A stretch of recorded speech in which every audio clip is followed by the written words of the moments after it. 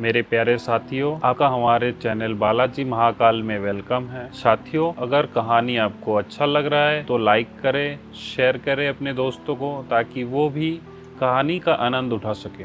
Episode 756, एक पूर्ण मिलन विनाश। क्या आपने इसे स्पष्ट रूप से देखा? पैलेस मास्टर तंतव ने उत्सुकता से पूछा। वे जल्दी में थे। उन्होंने और पैलेस मास्टर मनीष ने विपिन द्वारा चलाई जा रही लंबी तलवार पर ठीक से नजर भी नहीं डाली थी। केवल पैलेस मास्टर डिस्ट्रैक्शन ने इसे देखा। सोने के कवच वाले दानव भगवान के हाथ की तलवार को कई बार बड़ा किया गया था, लेकिन मैंने फिर भी इसे पहचान लिया। मुझे यकीन है कि यह सम्राट की तलवार। पैलेस मास्टर डिस्ट्रैक्शन ने प्राचीन संप्रदाय के अन्य पैलेस मास्टर की जिज्ञासा को बढ़ाते हुए अपने फैसले की पुष्टि करने के लिए फिर से सिर हिलाया। हर समय सम्राट की तलवार विपिन के हाथ में ही होनी चाहिए थी, है ना? 100 साल पहले विपिन श्वेत क्षेत्र में एक गंभीर संकट में फंस गया था और कभी भी उससे बाहर नहीं निकला था। वह शायद बहुत पहले ही मर गया था। जहां तक सम्राट की तलवार की बात है, तो यह संभवतः दानव देवता के हाथों में पड़ गई थी। उन्हें यह देखकर बिल्कुल भी आश्चर्य नहीं होगा कि एक दानव देवता उन्हें मारने के लिए सम्राट की तलवार लेकर आ रहा है। लेकिन जिस सोने के कवच वाले दानव देवता से वे अभी मिले थे, उसका इरादा उन पर हमला करने का नहीं था।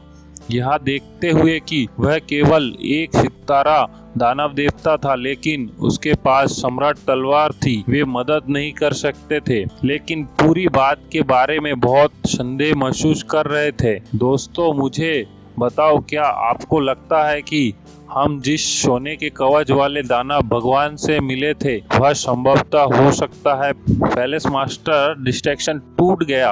अन्य 4 पैलेस मास्टर भी खामोश हो गए। इसी क्षण हवा का झोंका आया और एक आकृति अचानक उसके सामने प्रकट हो गई। वह कौन है? पैलेस मास्टर डिस्ट्रैक्शन और अन्य 4 तुरंत उस आकृति को देखने के लिए इधर उधर घूमे। जब उन्होंने उसे स्पष्ट रूप से देखा तो पैलेस मास्टर अवाक रह गए। आपकी पीठ पर एक लंबी तलवार लिए हुए और चांदी का मुखौटा पहने हुए काले वस्त्रधारी आकृति वही सोने के कवच वाले दानव देवता थे, जिन्होंने अभी अभी उनके लिए जावार से छुटकारा पाया था। उसने धीरे धीरे अपने दृष्ट मुखौटा उतारा, फिर उसकी आवाज पहाड़ी क्षेत्र में गूंजने लगी। हमें पैलेस मास्टर से आखिरी बार मिले हुए 100 साल हो गए। मुझे आशा है कि आप सब ठीक हैं। विपिन की आवाज में दुख की झलक थी, जबकि होठों पर मुस्कान तैर रही थी। जवार से छुटकारा पाने के बाद वह पैलेस मास्टर डिस्ट्रैक्शन और अन्य की दिशा में चला गया था। निश्चित रूप से उसने उन्हें पकड़ लिया था और प्राचीन संप्रदाय के 5 पैलेस मास्टर को यहाँ इकट्ठा होते हुए देखा था। जब 5 पैलेस मास्टर ने विपिन का चेहरा पहचाना तो वे दंग रह गए और जल्द ही बहुत खुश हुए। विपिन, क्या सचमुच तुम हो?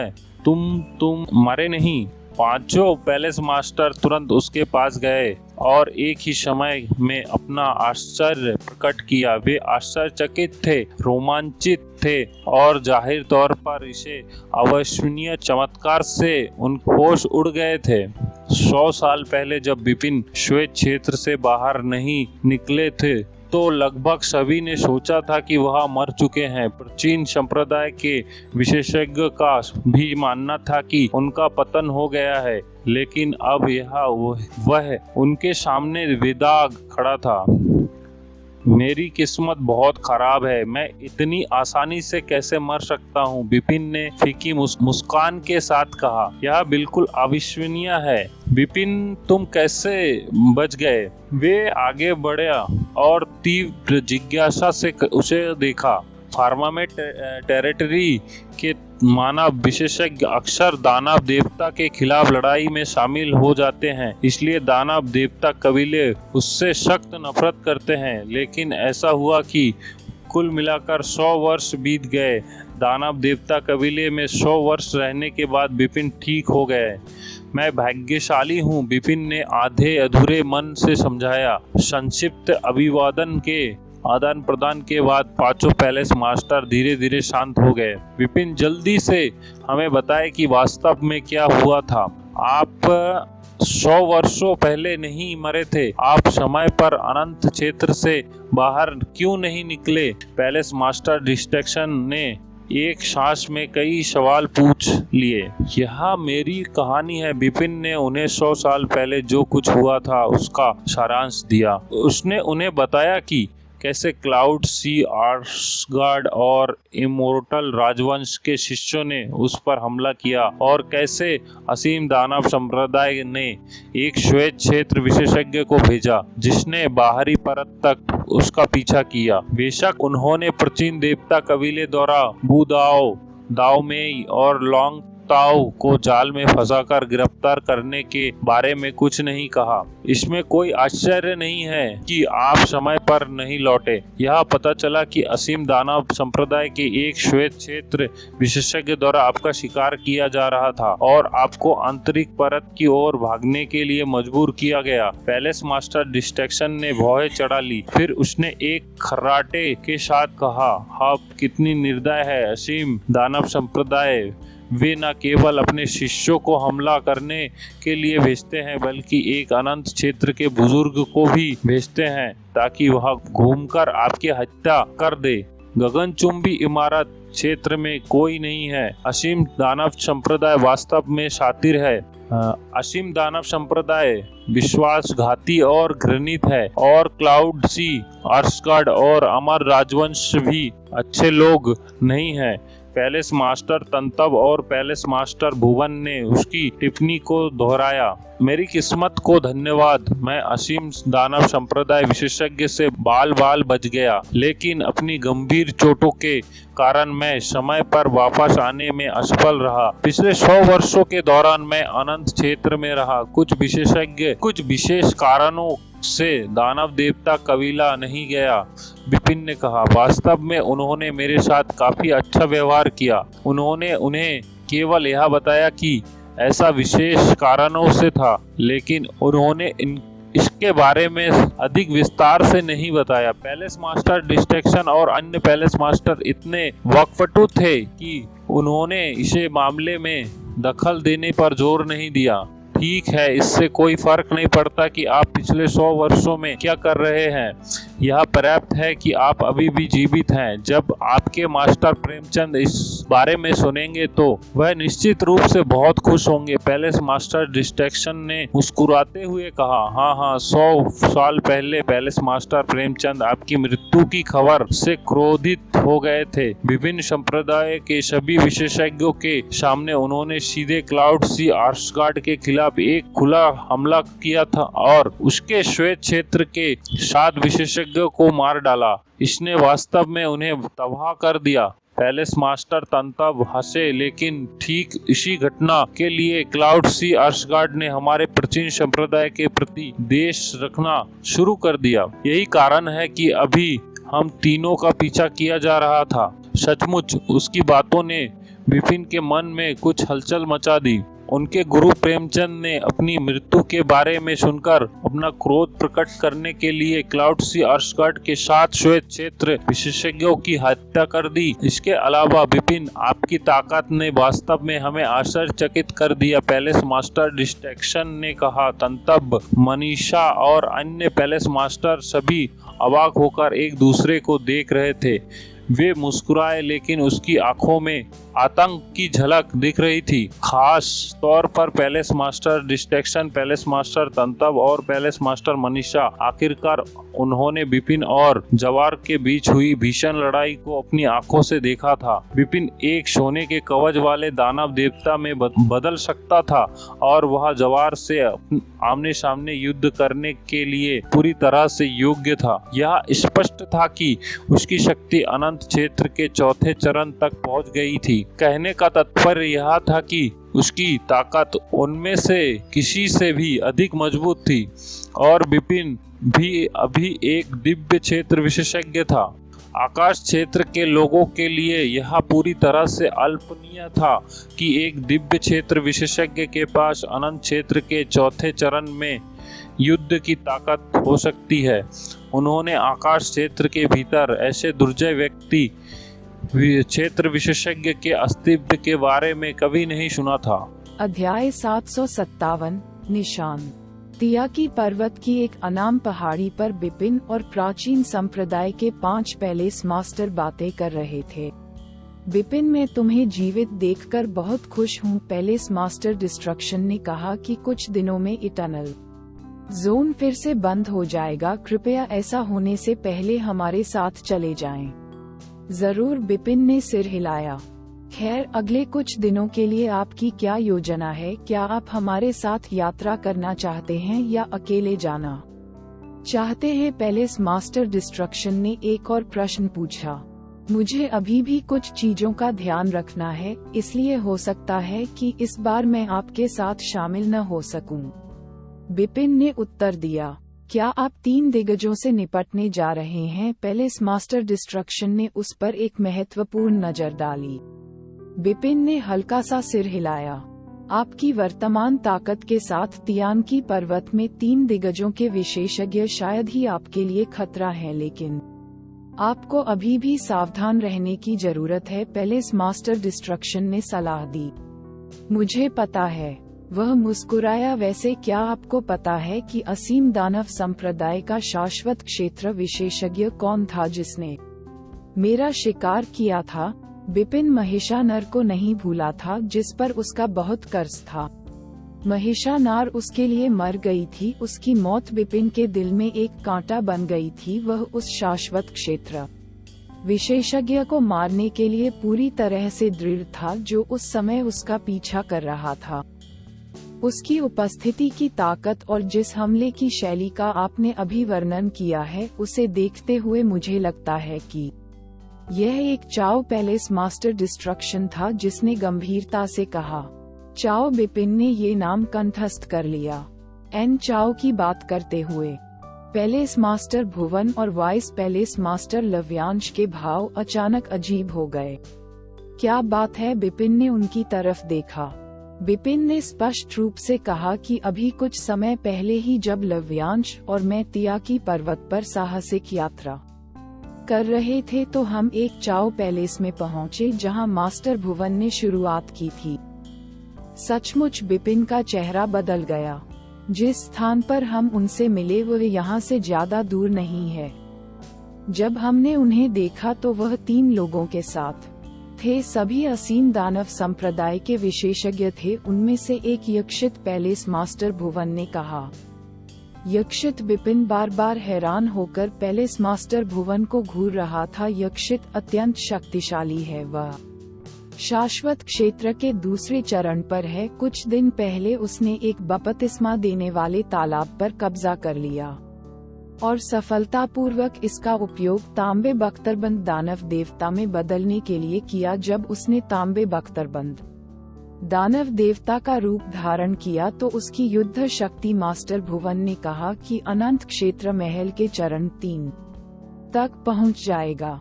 अनंत क्षेत्र के तीसरे चरण में युद्ध शक्ति के साथ एक अनंत क्षेत्र विशेषज्ञ को फर्मामेंट क्षेत्र में सबसे मजबूत विशेषज्ञ के रूप में गिना जा सकता है। प्राचीन संप्रदाय के पैलेस मास्टरों में से केवल पैलेस मास्टर डिस्ट्रक्शन के पास ही उसके खिलाफ लड़ने का व्यवहार्य मौका था। वे चारों एक समूह के रूप में यात्रा कर रहे होंगे। मुझे डर है कि वे अभी भी उस क्षेत्र में घूम रहे हैं, पैलेस मास्टर भुवन ने कहा। बिपिन ने बस तियानकी पर्वत का नक्शा निकाला। महल स्वामी भुवन ने पूछा कि आप उनसे कहाँ मिले थे? पैलेस मास्टर भुवन ने तुरंत मानचित्र को देखा और यहाँ आइस फायर माउंटेन के पास एक विशाल पर्वत पर उंगली उठाई। इधर बिपिन ने अपना सिर थोड़ा झुकाया। बहुत बहुत धन्यवाद। बिपिन ने नक्शा दूर रख दिया। उसने पैलेस मास्टर डिस्ट्रक्शन पर अपने हाथ रख दिए और अन्य 4 को वह छोड़ने के लिए तैयार था। बिपिन, याद रखें कि 7 दिनों में आपको हेवनली स्टोन वैली में जाना होगा और हमारे प्राचीन संप्रदाय के सभा स्थल को ढूंढना होगा। यदि आप यह मौका चूक जाते हैं तो आप केवल अगले 100 वर्षों तक शाश्वत क्षेत्र में रह सकते हैं। पैलेस मास्टर विनाश चिल्लाया। समझ गया, बिपिन वापस चिल्लाया। वह पहले से ही उड़ रहा था। पहाड़ी पर पैलेस मास्टर डिस्ट्रक्शन और अन्य 4 एक पंक्ति में खड़े थे। उन्होंने बिपिन को धीरे धीरे आंखों से ओझल होते देखा और फिर एक गहरी सांस ली। महज 100 साल में ही इस बच्चे ने अपनी ताकत इतनी बढ़ा ली है कि अब हम भी उसकी बराबरी नहीं कर सकते। मैं हमेशा से जानता था कि वह बहुत प्रतिभाशाली है, लेकिन मैंने कभी नहीं सोचा था कि वह इतना शक्तिशाली होगा। पिछले 100 वर्षों में विनाश, आप फैन के बारे में डींगे हाँक रहे हैं। आपका निजी शिष्य उसे एक सितारे की तरह दिखा रहा है। आपने ये भी कहा है कि 1000 साल से भी कम समय में फैन शाश्वत क्षेत्र में प्रवेश कर सकता है। कैसा रहेगा यदि आप इस शिष्य को लड़ाई करने दें बिपिन के खिलाफ, और हम देख सकते हैं कि कौन बेहतर है। पैलेस मास्टर तांत्वर ने मजाक में कहा। पैलेस मास्टर, विनाश के लिए क्या लड़ो। उसकी दाढ़ी में हवा का झोंका आया। उसका चेहरा पूरी तरह से कड़वा हो गया। क्या वह अनंत दायरे को तोड़ सकता है या नहीं, यह अभी भी अज्ञात था। यदि उसने ऐसा किया भी तो बिपिन से अधिक शक्तिशाली होने का कोई रास्ता नहीं था। पैलेस मास्टर भुवन के निर्देशों का पालन करते हुए बिपिन आइस फायर माउंटेन की ओर चल पड़े। आइस फायर माउंटेन की तलहटी तक पहुंचने में उसे आधे दिन से भी कम समय लगा। मुझे आश्चर्य है कि क्या एन चाओ और उसके साथी अभी भी आसपास हैं, बिपिन ने बुदबुदाया। वह आइस फायर माउंटेन के आसपास के विशाल क्षेत्र में घूमना शुरू कर दिया। केवल 2 घंटे बाद ही उसे प्राचीन देव कबीले के आपातकालीन संकेत का पता चला। वह जितनी तेजी से हो सकता था वहां पहुंचा। हालांकि चूंकि सिग्नल का स्रोत काफी दूर था, जब तक वह वहां पहुंचा लड़ाई पहले ही खत्म हो चुकी थी। बपतिस्मा देने वाले तालाब का पानी किसी ने ले लिया था। बपतिस्मा देने वाले तालाब की सुरक्षा के लिए जिम्मेदार 2 प्राचीन देवता कुल के लोग गंभीर रूप से घायल हो गए थे। अन्य कुलों के समय पर पहुंचने के कारण वे मारे नहीं गए थे। बिपिन ने उन मानव विशेषज्ञों के बारे में पूछताछ की जिन्होंने उन पर हमला किया था। उन्होंने जो उत्तर दिए वे बिल्कुल वही थे जो बिपिन सुनना चाहते थे। 2 घायल कुलों के विवरण के अनुसार 4 मानव विशेषज्ञों ने उन पर हमला किया था, जिनमें से एक तांबे के कवच वाले प्राचीन देवता में बदल गया था। उनके समूह में एक उदास बुजुर्ग भी था जिसे एन चाओ माना जाता था। ऐसा लगता है कि असीम दानव संप्रदाय के 4 अभी भी आसपास हैं। बिपिन ने आसपास की ओर देखा और बुदबुदाया। आइस फायर माउंटेन के आसपास 6 बपतिस्मात्मक पूल हैं। उन्होंने पहले ही उनमें से एक को लूट लिया है। वे बाकी को लूटने के लिए अपना समय बर्बाद कर रहे होंगे। बिपिन की आंखें ठंडी हो गईं। एक बार जब असीम दानव संप्रदाय के विशेषज्ञ फिर से हमला करेंगे तो उनका अवसर आएगा। बिपिन आइस फायर माउंटेन के चारों ओर घूमते रहे और 4 असीम दानव संप्रदाय विशेषज्ञों के दोबारा हमला करने का इंतजार करते रहे। इसी बीच आइस फायर माउंटेन के पास एक छोटी सी अनाम झील के किनारे 4 आकृतियां एक साथ बैठी थीं। हाहा, श्री यक्षित का अनुसरण करना बहुत अच्छा है। देखिए, हमें बिना किसी प्रयास के बपतिस्मा देने वाला पूल मिल गया। एक उदास काले वस्त्रधारी बुजुर्ग चाओ ने ठंडी आवाज में कहा। खैर, यह सिर्फ एक बैप्टिस्मल पूल है, कोई बड़ी बात नहीं है, एक स्ट्रैपिंग शर्टलेस आदमी ने छींकते हुए कहा। ये यक्षित 4 लोगों के समूह में सबसे शक्तिशाली था। चाओ ने सूखी मुस्कान दी और अधिक कहने की हिम्मत नहीं की। यक्षित ने चारों ओर देखा। हमने आइस फायर माउंटेन पर 6 बपतिस्मात्मक पूल होने से पहले जांच की थी। हमारे पास केवल एक ही है। इसके बारे में डींग मारने की कोई बात नहीं है। अगर हम सभी 6 बपतिस्मात्मक पूल प्राप्त कर सकते हैं तो ये कुछ होगा, और हमारा अगला लक्ष्य ये है। अध्याय 758 एहसान लौटाना।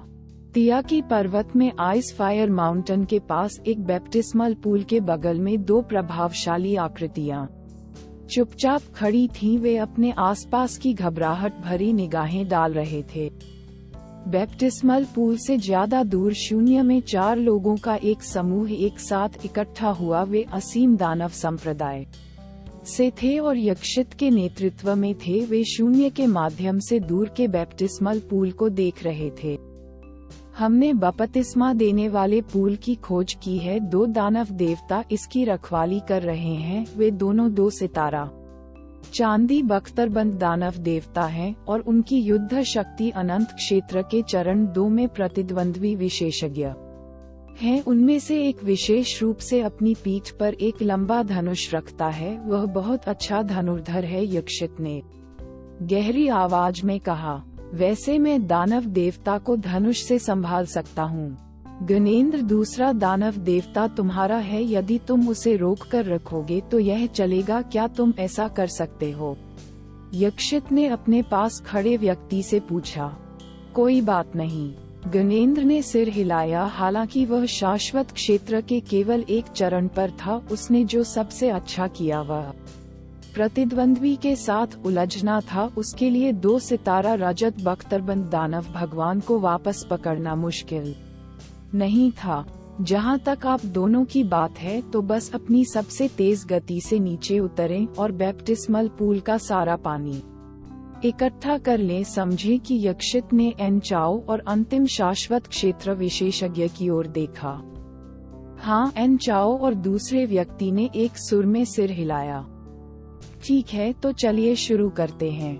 यक्षित ने मोर्चा संभाला और अविश्वसनीय गति से बैप्टिस्मल पूल की ओर उनके आगे बढ़ गया। एक चाओ और अन्य 2 शाश्वत क्षेत्र विशेषज्ञ उसकी एड़ी पर थे। कुछ सेकंड बाद वे प्राचीन देव कबीले के 2 कुलों के लोगों को दिखाई दिए। यक्षित के चेहरे से एक समृद्ध आभा फूट पड़ी। जैसे जैसे वह आगे बढ़ रहा था उसका आकार भी बढ़ रहा था। एक पल में वह तांबे के कवचधारी प्राचीन देवता में बदल गया। आक्रमण। दोनों कुलों के लोगों को तुरंत एहसास हुआ कि क्या हो रहा है। एक बालों वाला मध्यम आयु वर्ग का व्यक्ति था जिसके पास लंबा धनुष था और वह फर में लिपटा हुआ था। ये यदुराज वही व्यक्ति था जिसने 100 साल पहले बिपिन को आन चाओ से बचाया था। यक्षित और अन्य लोगों को अपनी ओर बढ़ते देख यदुराज ने एक खर्राटे भरी और तुरंत एक चांदी बख्तरबंद प्राचीन देवता में परिवर्तित हो गए। वह आमतौर पर अपनी पीठ पर जो लंबा धनुष रखते थे वह उनके हाथों में दिखाई देने लगा। उनके विशाल हाथों ने धनुष को बलपूर्वक खींचा। भयानक शक्ति की धारा दीर्घ धनुष में एकत्रित होने लगी। शक्ति इतनी दुर्जेय थी कि यहाँ तक कि एनचाओ और अग्नेंद्र जो दोनों शाश्वत क्षेत्र के चरण 1 पर थे अनायास ही कांपने लगे। यह वह है जिसके साथ एनचाओ के शिष्यों ने अनुबंध किया क्योंकि उसने यदुराज को पहचान लिया था। 100 साल पहले यदुराज ने उन पर 2 तीर चलाए थे। पहले तीर ने उन्हें गंभीर रूप से घायल कर दिया था। जब दूसरा तीर उन पर लगने ही वाला था तो उन्होंने अपना एक तुरुप का पत्ता फेंक दिया था और चकमा देकर भाग निकले थे। वह जानता था कि यदुराज की ताकत सामान्य 2 सितारा चांदी बख्तरबंद प्राचीन भगवान से कहीं बेहतर थी। भाड़ में जाओ। यदुराज ने एक कर्कश आवाज सुनी। अचानक अपना दाहिना हाथ ढीला कर दिया जो धनुष की प्रत्यंचा खींच रहा था। एक गहरा काला तीर एक चमकीले टूटते तारे की तरह शून्य में घूमता हुआ निकला। पलक झपकते ही भयावह बाण यक्षित के सामने प्रकट हो गया। यक्षित की नजर ठंडी थी। उसकी आंखों में तिरस्कार का भाव झलक रहा था। उसके एक हाथ में एक विशालकाय कुल्हाड़ी थी। उसने अपनी विशालकाय कुल्हाड़ी को आलस्यपूर्वक आगे की ओर काटा और हवा को 2 भागों में विभाजित कर दिया। बजना। तीव्र ध्वनि के साथ बाण टुकड़े टुकड़े हो गया। यदुराज घबराए हुए लग रहे थे। उन्होंने चिल्लाते हुए कहा, जल्दी करो, आपातकालीन सिग्नल भेजो। ये बाहरी लोग शक्तिशाली हैं। यदुराज के बगल में खड़े दूसरे कबीले के व्यक्ति ने पहले ही वर्तमान स्थिति को दर्ज कर लिया था। बिना किसी हिचकिचाहट के उसने आपातकालीन संकेत भेज दिया। सिग्नल उठाने वाले को यहाँ आने में कुछ समय लगेगा। दोनों को नहीं पता था कि वे इसे इतनी देर तक एक साथ रख पाएंगे या नहीं। हम्फ यक्षित ने गुर्राया। वह हाथ में विशाल कुल्हाड़ी लेकर यदुराज के पास आया और उसे यदुराज पर घुमा दिया। यदुराज ने अपना धनुष उसकी पीठ पर चढ़ाया और उसके हाथ में एक लंबा काला भाला रहस्यमय तरीके से उभर आया और उसने खुद को यक्षित के साथ एक भयंकर युद्ध में झोंक दिया। गणक की युद्ध शक्ति उसे अनंत क्षेत्र के चरण 2 के शिखर पर एक विशेषज्ञ से निपटने की अनुमति देने के लिए पर्याप्त से अधिक थी, हालांकि यह अभी भी यक्षित से काफी नीचे थी। उनके बीच लड़ाई शुरू होने के कुछ ही समय बाद परिणाम स्पष्ट था। यक्षित यदुराज को पूरी तरह से खारिज कर रहा था। उधर गणेंद्र ने भी दूसरे कुल के व्यक्ति को सफलतापूर्वक फंसा लिया था। एक चाओ और अंतिम शाश्वत क्षेत्र विशेषज्ञ दानव देवताओं के बपतिस्मात्मक पूल तक पहुंच गए थे। उन्होंने अपने इंटरस्पेशियल रिंग्स का उपयोग करके पानी निकालना शुरू कर दिया था। हरामी। यदुराज को अपने हृदय में क्रोध की लहर दौड़ती हुई महसूस हुई जब उसने एन चाओ और दूसरे व्यक्ति को तालाब को सुखाते हुए देखा तो उसकी अभिव्यक्ति और भी गहरी हो गई। वह अपनी पूरी ताकत से मुक्त होकर एक बार फिर अपना लंबा धनुष खींच लिया और एन चाओ की ओर एक और तीर चलाया। यह एक घातक हमला था। एक चाओ और अन्य शाश्वत क्षेत्र विशेषज्ञ बगल में कूद गए। तीर अपने लक्ष्य से चूक गया और कोई चोट पहुंचाने में विफल रहा।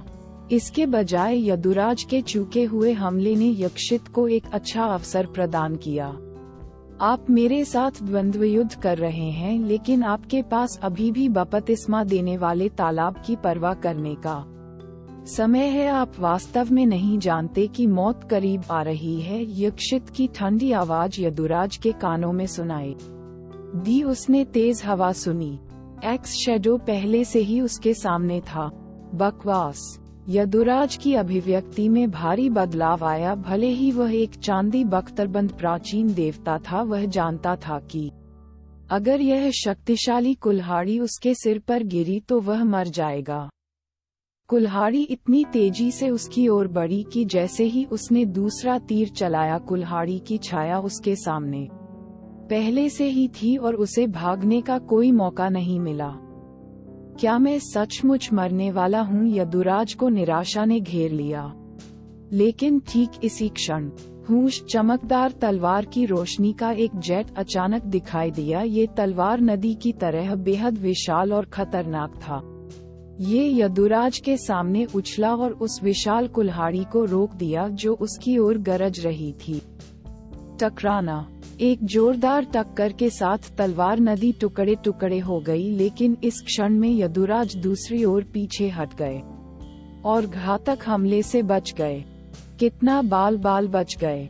यदुराज ने अपनी आंखें चौड़ी की। उन्हें आधा आश्चर्य हुआ, आधा आभारी महसूस हुआ। उन्होंने देखा कि उनके बगल में एक दुष्ट चांदी का मुखौटा पहने एक काले कपड़े वाली आकृति दिखाई दे रही है। यद्यपि वह उस व्यक्ति के चेहरे को नहीं देख सका, क्योंकि वह उससे निकलने वाली 1 स्टार आभा के आधार पर उसे तुरंत समझ गया कि वह कौन था। धन्यवाद, यदुराज ने रूखेपन से कहा। अध्याय 759। बिपिन। मैं कितना भाग्यशाली हूँ कि मुझे एक चाओ और अन्य 3 असीम दानव संप्रदाय के विशेषज्ञ मिले, और जैसे ही मैं शाश्वत क्षेत्र छोड़ने वाला था, इसने मुझे ये सोचने से भी बचा लिया कि यदुराज का पक्ष कैसे चुकाऊं। बिपिन मुस्कुराया। उसे दूसरों का ऋण चुकाना पसंद नहीं था। यदुराज ने उसकी जान बचाई थी, इसलिए वह उससे अच्छा बदला लेना चाहता था। एक चाओ। जब उसने गुप्त रूप से नाम को शाप दिया तो उसकी आंखों में हत्या का इरादा झलक गया। उसके शरीर का एकमात्र खुला हिस्सा। आन चाओ को मारने के लिए मुझे पहले यक्षित को मारना होगा। बिपिन ने मन बना लिया। उसके शरीर के अंदर खून की शक्ति बढ़ने लगी। एक पल में वह 10 मीटर ऊंचे सोने के कवच वाले प्राचीन देवता में बदल गया। उसकी सम्राट तलवार भी 10 मीटर लंबी हो गई। वह आगे की ओर बढ़ गया। उसकी आभा तेजी से ऊंची और ऊंची उठती जा रही थी। एक सोने का कवचधारी दानव देवता। यक्षित प्राचीन देवता को देखकर चौंक गया। इसमें कोई आश्चर्य नहीं कि वह मेरे प्रहार को झेल सका। वह एक सितारा स्वर्ण बख्तरबंद दानव भगवान है। हालांकि वह मुझे धमकी देने के लिए पर्याप्त नहीं है। उसने व्यंग्य किया और हाथ में अपनी विशाल कुल्हाड़ी बिपिन की ओर बढ़ा दी। दोनों एक दूसरे के करीब आ गए। मन को नियंत्रित करने वाला गुप्त कौशल। बिपिन ने गुर्राया और यक्षित पर मुक्का मारा। वह तुरंत एक अजीब शक्ति से आच्छादित हो गया। यक्षित को लगा कि उसका दिमाग अचानक दर्द से आहत हो गया है। उसने अपनी चाल रोक दी। एक क्षण बाद वह दर्द से उबरने में कामयाब रहा, इससे पहले कि बिपिन उसे नष्ट कर पाता। उसे होश आ गया। बिपिन ने निराशा में आह भरी। मेरा दायरा बहुत छोटा है। मैं मन को नियंत्रित करने वाले गुप्त कौशल के साथ शाश्वत दायरे के चरण 3 में किसी विशेषज्ञ को अभी तक मात नहीं दे सकता। उसके कौशल ने यक्षित को थोड़ा धीमा करने के अलावा बिल्कुल भी प्रभावित नहीं किया। ठीक है, मैंने कभी नहीं सोचा था कि मैं इस कौशल पर भरोसा करके उसे हरा सकता हूँ। उन्होंने अपना सर्वोत्तम कौशल प्रदर्शित किया। नीदरलैंड। यक्षित ने कुल्हाड़ी से प्रहार किया। इसके बाद ये शुद्ध सत्ता की लड़ाई बन गई। काश 100 साल पहले तुमने मुझे बचाया था। आज मैंने तुम्हें बचाया है, इसलिए मैंने तुम्हारे एहसान का बदला चुकाया है, बिपिन ने मुस्कुराते हुए कहा। हाँ, यदुराज ने हल्का सा सिर हिलाया। बिपिन कुछ समय से इस क्षेत्र में घूम रहा था और जब उसने आपातकालीन संकेत सुना तो वह बहुत दूर नहीं था। वह यदुराज को बड़े खतरे में देखने के लिए ही यहाँ आया था। स्वाभाविक रूप से उसने बिना देर किए हमला कर दिया। यक्षित के मुंह से खून निकला और उसकी कुल्हाड़ी लगभग उसके हाथ से छूट गई। वह चरण 4 में है। यक्षित की आंखों ने उसके भय को प्रकट कर दिया। वह पीछे हटना चाहता था, हालांकि बिपिन ने उसे जाने नहीं दिया। वह फिर से यक्षित के पास आया और हमलों की एक श्रृंखला शुरू कर दी। शीघ्र ही यक्षित तलवार के साए से अभिभूत हो गया। बिपिन एकदम बाहर चला गया। लानत है, वो लानत भरी हरकतें, यक्षित ने शाप दिया क्योंकि उसने जल्दबाजी में अपना बचाव करने की कोशिश की। उसे लगा कि वह हारने वाला है। कुछ समय बाद आखिरकार उसे भागने का सुनहरा मौका मिल गया। उसने तुरंत एक गुप्त कौशल दिखाया। हालांकि वह अभी 100 मीटर ही चला था कि उसे एक तरफ से जोर जोर से चिल्लाने की आवाज सुनाई दी। उसने अपना सिर घुमाया और देखा कि एक काला तीर अद्भुत गति से उसकी ओर उड़ रहा है। यदि वह आगे दौड़ता रहा तो वह उसे मार देगा। उसे रुकना पड़ा। तीर उसके पास से उड़ गया, लेकिन इससे पहले कि वह राहत की सांस ले पाता, बिपिन ने उसे पीछे से पकड़ लिया और गोधुली प्रदर्शित की। नहीं, इससे पहले कि बिपिन की तलवार उसके जीवन केंद्र को तोड़ती हुई उसके शरीर से होकर गुजरे, यक्षित ने निराशा की दहाड़ निकाली। यक्षित को मारने के बाद बिपिन ने यदुराज की ओर देखा और उसे अंगूठा दिया। यदुराज ने अपना लंबा धनुष नीचे रख दिया और सिर हिलाकर पीछे देखा। यक्षित की मृत्यु में कुछ हद तक तीर का योगदान था। ये सच है कि बिपिन यक्षित से अधिक शक्तिशाली था।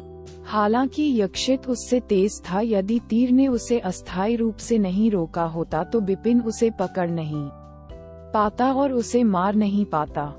अन्य 3 असीम दानव संप्रदाय विशेषज्ञ यक्षित की मृत्यु से घबरा गए थे। दौड़ना, जितनी तेजी से आप भाग सके भागें। वे अलग अलग दिशाओं में भागने लगे। एन चाओ ने बिपिन और यक्षित के बीच लड़ाई पर कड़ी नजर रखी थी, इसलिए वह खतरे को भांपने और प्रतिक्रिया देने वाला पहला व्यक्ति था। उन्होंने मान लिया कि प्राचीन देवता अन्य 2 विशेषज्ञों का पीछा करेंगे क्योंकि उन्हें पकड़ना आसान होगा। हालांकि उसे आश्चर्य हुआ जब उसने प्राचीन देवता को अपने पीछे आते देखा। 4 असीम दानव संप्रदाय विशेषज्ञों में से एक चाओ मेरी हत्या सूची में पहले स्थान पर है। बिपिन की हत्या का इरादा फल फूल रहा था। महिषानार का बदला लेने के लिए उसे इस हत्यारे को मारना पड़ा। स्विश स्विश बिपिन और एन चाओ दोनों बहुत तेजी से भागे और जल्द ही नजरों से ओझल हो गए। वह इतना तेज कैसे हो सकता था? पीछे मुड़कर बिपिन को देखकर जो करीब आ रहा था। एक चाओ पीला पड़ गया, उसने केवल मुझे ही निशाना क्यों बनाया? हालांकि वह हैरान था। उसने अपना ध्यान वापस अपने पैरों पर खींच लिया। उसने गति बढ़ाने के लिए अपने सभी कौशल प्रदर्शित किए और स्पष्ट रूप से तेज हो गया। बिपिन ने पाया कि अपनी पूरी गति से दौड़ने के बावजूद वह और भी पीछे था। वह चिंतित हो रहा था। वह जानता था कि यदि उसने तेज बनने के लिए गुप्त कौशल का प्रदर्शन नहीं किया तो वह अपना लक्ष्य खो देगा। इस आदमी ने इतनी तेजी से जवाब दिया कि जैसे ही उसने मुझे यक्षित को मारते हुए देखा तो उसने तुरंत कार्रवाई शुरू कर दी, जिससे मुझे मन को नियंत्रित करने वाली गुप्त कौशल दिखाने का कोई मौका नहीं मिला। बिपिन ने भौहें के साथ सोचा। कौशल शक्तिशाली था, लेकिन ये केवल एक निश्चित दूरी के भीतर अपने लक्ष्य पर जादुई प्रभाव पैदा कर सकता था। चाओ तुरंत बिपिन से बहुत दूर भाग गया था। वह उससे उस पर आक्रमण नहीं कर सका। ऐसा लगता है कि मुझे एक और कौशल का उपयोग करना होगा। बिपिन ने अपनी आंखें सिकोड़ लीं। वह पुनः एक सामान्य मनुष्य के रूप में सिमटने लगा। उनकी इच्छा शक्ति से उनके अंदर आध्यात्मिक शक्ति जलने लगी। वह ड्रैगन ब्लड सीक्रेट स्किल का प्रदर्शन कर रहा था। यह एक ऐसा कौशल था जो किसी की आध्यात्मिक शक्ति का उपभोग करके उसकी गति बढ़ा सकता था। इस तरह के कौशल का उपयोग करने की लागत इतनी अधिक थी कि बिपिन इसका उपयोग केवल आपातकालीन स्थिति में ही करते थे। 100 साल पहले जब एन चाओ द्वारा उसका पीछा किया जा रहा था तो उसने इस कौशल का इस्तेमाल किया था और भीतरी परत में भागने में कामयाब रहा, जहां अंततः यदुराज ने उसे बचा लिया। अब पासा पलट गया था। वह एन चाओ का पीछा कर रहा था। तुम मुझसे बच नहीं सकते, बिपिन चिल्लाया। उसकी आवाज पूरे स्थान पर गूंज उठी। ड्रैगन ब्लड सीक्रेट स्किल के साथ वह एन चाओ की तुलना में पहले की तुलना में 10 गुना तेज दौड़ सकता था। ऐसा प्रतीत हुआ कि वह जल्द ही एन चाओ को पकड़ लेगा। अरे नहीं, यह वास्तविक नहीं हो सकता। जब चाओ को अपने निकट बिपिन की आभा का आभास हुआ तो वह भयभीत हो गया। वह पीछे मुड़कर नहीं देख सका और बिपिन को मानव रूप में देखकर चौंक गया। इसकी यह है। उसने विस्फारित आंखों से अपने पीछे दौड़ रहे आदमी को देखा, भले ही उस आदमी ने अपना चेहरा नकाब के पीछे ढका हुआ था, लेकिन वह इस आदमी से बहुत परिचित था। उसने अपने गुप्त कौशल को अपनी पीठ पर लटकी लंबी तलवार से पहचान लिया और यहाँ तक कि उसके चलने के तरीके से भी वे बिल्कुल उसी आदमी के समान थे जिससे वह 100 साल पहले मिला था। फर्क सिर्फ इतना था कि अब उसी का शिकार किया जा रहा था। यह आप है, यह आपको होना चाहिए, एक चाओ बड़बड़ाया। यदि बिपिन पहले सोने के कवच वाले प्राचीन देवता में परिवर्तित नहीं हुआ होता तो चाओ ने उसे बहुत पहले ही पहचान लिया होता। बिपिन, मैं जानता हूँ तुम बिपिन हो, एक चाओ अपने पीछे भाग रहे आदमी पर चिल्लाया। उसकी आवाज में भय और अविश्वास था और उसके शब्द काफी देर तक शून्य में गूंजते रहे। बिपिन ने उसकी बात सुनी और मुस्कुराया, तो आपने आखिरकार मुझे पहचान लिया। तुम्हें वैसे ही मरना होगा। बिपिन फिर तेज हो गया। किसी ने ध्यान नहीं दिया कि जिस जंगल से वे अभी अभी गुजरे थे वहाँ एक भूरे बालों वाला बुजुर्ग छिपा हुआ था। वह वहाँ अपनी चोटों के ठीक होने का इंतजार कर रहा था। हालांकि बड़े ने उन्हें देख लिया था और आश्चर्यचकित रह गए थे। क्या वह बिपिन है, प्राचीन संप्रदाय की अद्वितीय प्रतिभा? क्या वह 100 साल पहले नहीं मरा था? हेक्टर 760, प्राचीन भगवान टोकन। तियाकी पर्वत में 2 आकृतियां एक के बाद एक आगे की ओर दौड़ती हुई थीं। ये बिपिन और आन चाओ था। बिपिन आन चाओ से केवल 100 मीटर की दूरी पर था। इस दूरी पर उसके लिए एन चाओ से निपटना कम कठिन होगा। गुप्त कौशल मन को नियंत्रित करने वाला गुप्त कौशल। उसने ऐसा कौशल प्रदर्शित किया कि चाओ को तुरंत ऐसा लगा मानो उसके सिर के अंदर कोई तेज डंक मार रहा हो। आग! उसने दर्द से चीख निकाली और अनायास ही दौड़ना बंद कर दिया। बिपिन ने एक पल में उनके बीच की दूरी खत्म कर दी। मरना! वह चिल्लाया और मारा। चाओ अभी भी दर्द से असमंजस में था। इससे पहले कि वह संघर्ष कर पाता उसे मारा गया। उसका सिर काट दिया गया और उसका जीवन कोर भी नष्ट कर दिया गया। वह मौके पर ही मारा गया। अंततः वह अपराधी मारा गया जिसके कारण बिपिन अनंत क्षेत्र में 100 वर्षों तक फंसा रहा। बिपिन ने लड़ना बंद कर दिया और चुपचाप शून्य में खड़ा हो गया।